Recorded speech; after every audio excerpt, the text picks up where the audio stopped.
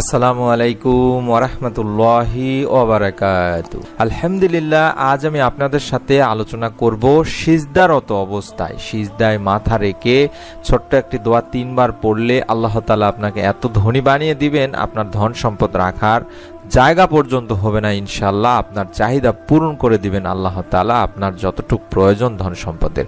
আমি অনুরোধ করব অবশ্যই ভিডিওটি সম্পূর্ণ দেখে আমলটি করার জন্য। অবশ্যই যারা এই মুহূর্তে ভিডিওটি দেখছেন তারা ভিডিওটিতে একটি করে লাইক দেবেন, চ্যানেলটি সাবস্ক্রাইব করা না থাকলে দয়া করে সাবস্ক্রাইব করে বেল বাটনটি অন করে রাখবেন। চলুন সম্পূর্ণ ভিডিওটি দেখলে আপনারা বুঝতে পারবেন ইনশাআল্লাহ। মানব সৃষ্টির অন্যতম উদ্দেশ্য হলো আল্লাহ তাআলার ইবাদত করা। ইবাদতের মর্ম কথা হলো সর্বোচ্চ মর্যাদার অধিকারী সত্তার সামনে সর্বাধিক বিনীতভাবে নিজেকে সঁপে দেওয়া। আক্ষরিক অর্থে এটা সর্বতোভাবে সিজদার মাধ্যমে সম্ভব। মানব সৃষ্টির সূচনায় আদি পিতা আদম আলাইহিস সালামকে কিবলা বানিয়ে সিজদা করার নির্দেশ জারি করা হয়েছে। পৃথিবীর সব কিছুই মহান রাব্বুল আলামিন আল্লাহ তাআলার জন্য সিজদা করে। ইরশাদ হয়েছে, আর আল্লাহ তাআলাকে সিজদা করে যা কিছু আছে নভমণ্ডলে ও ভূমণ্ডলে এবং তাদের ছায়াসমূহও সিজদা করে, সকালে ও সন্ধ্যায়, ইচ্ছায় ও অনিচ্ছায়। সূরা রাদ আয়াত 15। অন্যতম মহান আল্লাহ তাআলা আরো বলেন, তুমি কি দেখো না যে আল্লাহকে সিজদা করে যা কিছু আছে নভমণ্ডলে ও ভূমণ্ডলে, সূর্য, চন্দ্র, নক্ষত্র রাশি, পর্বত রাশি, বৃক্ষলতা, জীবজন্তু ও বহু মানুষ। আর বহু মানুষ যারা সিজদা করতে অস্বীকার করেছে তাদের উপর শাস্তি অবধারিত হয়েছে। বস্তুত মহান আল্লাহ তাআলা যাকে লাঞ্ছিত করেন তাকে সম্মানদাতা আর কেউ নেই। নিশ্চয়ই আল্লাহ যা চান তাই করেন। সূরা হজ আয়াত 18-তে বলা হয়েছে। শুধু নিম্ন জগতে নয়, সিজদা এই নিয়মে রয়েছে ঊর্ধ্ব জগতেও। সেখানে ফেরেশতা মহান আল্লাহ তাআলার উদ্দেশ্যে সিজদা করেন। ইরশাদ করা হয়েছে, তারা কি আল্লাহর শ্রেষ্ঠ বস্তুসমূহের প্রতি লক্ষ্য করে না? তাদের ছায়া ডানে ও বাঁয়ে ঢালে পড়ে আল্লাহর প্রতি সিজদারত হয় বিনীতভাবে। আসমান ও জমিনে যত প্রাণী আছে সবই মহান আল্লাহ তাআলাকে সিজদা করে এবং ফেরেশতারাও, আর তারা অহংকার করে না। সূরা নাহল আয়াত 48-49 বলা হয়েছে। এই সিজদারত অবস্থায় আমাদেরকে মহান রাব্বুল আলামিনের কাছে দোয়া চাইতে হবে আমাদের সমস্ত প্রকার অভাব অনটন থেকে। সিজদায় কিভাবে দোয়া করবেন তার নিয়ম কিংবা সিজদায় দোয়া করলে যে দোয়া কবুল হয় তা আমি আপনাদের সামনে তুলে ধরছি।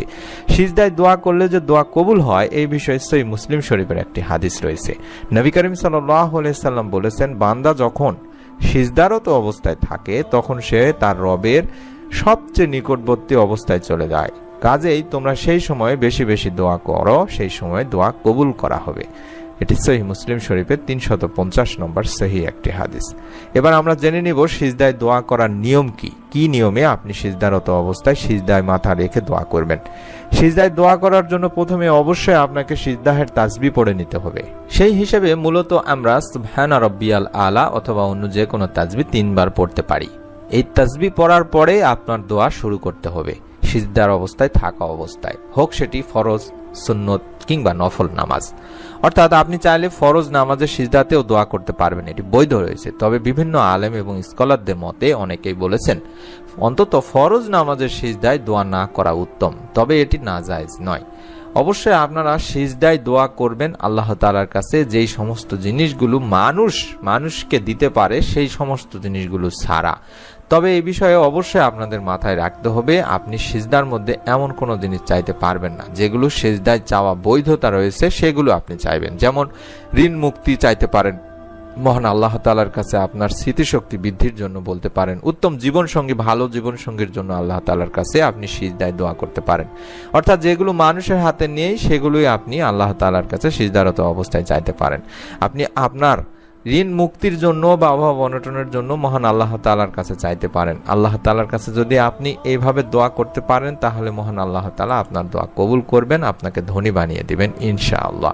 হযরত ইবনে ওমর রাদিয়াল্লাহু তাআলা আনহু থেকে বর্ণনা করেন, একজন জনৈক ব্যক্তি হুজুর আকরাম সাল্লাল্লাহু আলাইহি সাল্লামের খেদমতে এসে আরজ করলো, ইয়া রাসূলুল্লাহ সাল্লাল্লাহু আলাইহি সাল্লাম, দুনিয়া আমাকে পরিত্যাগ করেছে, অর্থাৎ আমি অভাবগ্রস্ত অবস্থায় রয়েছি, আমার সচ্ছলতার কোনো কি উপায় আছে বা পরিত্রাণের কোনো উপায় আছে? ততত্র হুজুর সাল্লাল্লাহু আলাইহি সাল্লাম বলেছিলেন, তুমি সিজদারত অবস্থায় সেই দোয়াটি করবে যেই দোয়াগুলোর কারণে বা যেই দোয়াগুলো ফেরেশতারা করে ফেরেশতাদেরকেও রিজিক প্রদান করা হয়। সুবহানাল্লাহ।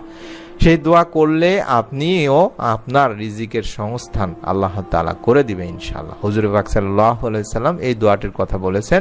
সিজদারত অবস্থায় এই দোয়াটি আপনাদেরকেও করতে হবে সিজদার তাসবিহ পড়ার পরে। দোয়াটির বাংলা উচ্চারণটা আমি এই মুহূর্তে স্ক্রিনে দেখায় দিচ্ছি, স্ক্রিনশট নিয়ে মুখস্থ করে নেবেন। অবশ্যই সিজদায় পড়ার চেষ্টা করবেন এবং অনুরোধ করব ভিডিওটি দেখতে থাকুন। নিয়মটি আমি বলে দিব কি নিয়মে এই দোয়াটি করতে হবে।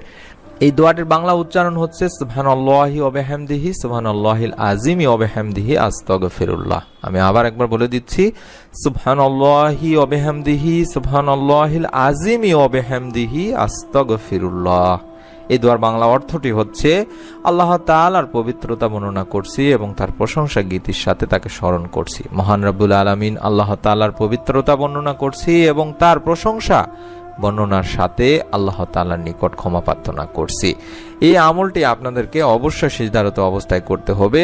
যেই লোকটি বা যেই সাহাবী এই কথাটি বলেছিলেন, যে সাহাবীকে আল্লাহ রাসূল সাল্লাল্লাহু আলাইহি ওয়াসাল্লাম এই দোয়াটি শিখিয়ে দিয়েছিলেন, সে সাহাবীটি অতঃপর চলে গেলেন এবং দীর্ঘদিন পর্যন্ত ফিরে এলো না।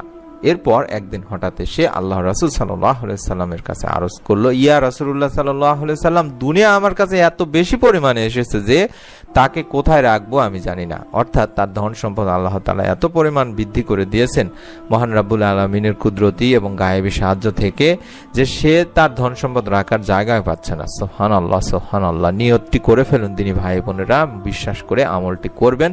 আমি অনুরোধ করব সিজদারত অবস্থায় আপনারা যদি আমলটি নিয়মিতভাবে করতে থাকেন, আল্লাহ তাআলা আপনাকেও আপনার রিজিক, গায়েবী রিজিক থেকে, অকল্পনীয় উৎস থেকে আপনার রিজিকের ব্যবস্থা করে দিবেন ইনশাআল্লাহ। আমি অনুরোধ করব যারা যারা আমলটি করবেন, নিয়ত করে ফেলছেন, তারা অবশ্যই ভিডিওটিতে আমিন লিখে কমেন্ট করে যাবেন এবং যারা এই মুহূর্তে ভিডিওটি দেখছেন তারা সকলে ভিডিওটিতে একটি করে লাইক দিয়ে যাবেন অন্তত, এবং চ্যানেলটি যারা সাবস্ক্রাইব করেননি তারা সাবস্ক্রাইব করে বেল বাটনটি অন করে রাখবেন, যাতে করে আপনি আমাদের নতুন ভিডিওগুলো মিস না করে ফেলেন। আল্লাহ তাআলা আমাদের সকলকে এই আমলের ওসিলায় আমাদের সমস্ত প্রকার অভাব অনটন দূর করে দিন, আমাদের তওবা ইস্তিগফার এবং আমাদের সমস্ত গুনাহ মাফ করে দিন। আমিন। আসসালামু আলাইকুম ওয়া রাহমাতুল্লাহি ওয়া বারাকাতুহু।